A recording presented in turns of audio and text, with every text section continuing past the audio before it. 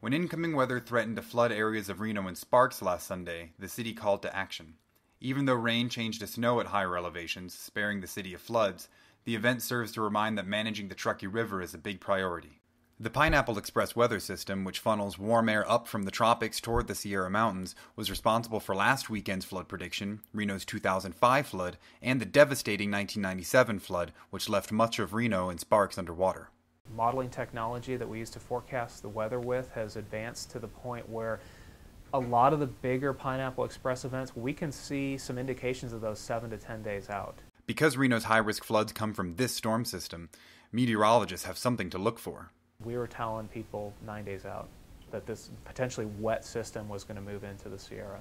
Many locals call the 1997 flood a 100-year flood, but Smallcombe says this simply isn't true. And honestly, all it takes is one big storm to cause a flooding situation.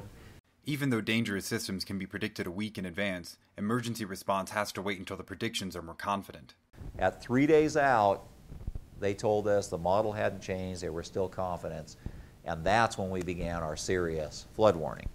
We all focus on deployment of sandbags, cleaning storm drains, moving flood walls, alerting the public, keeping people away from the river. That's the action piece.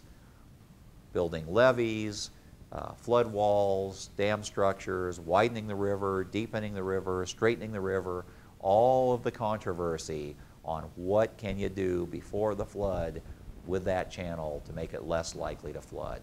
Despite the inherent difficulties in taking preventative measures against flooding, there are reasons to keep trying. You know, we only closed out the 1997 flood with all the mitigation and recovery actions.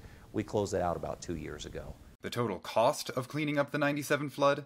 Around $1 billion. The time we take now to mitigate, the money we spend now to mitigate, will pay off in the long run.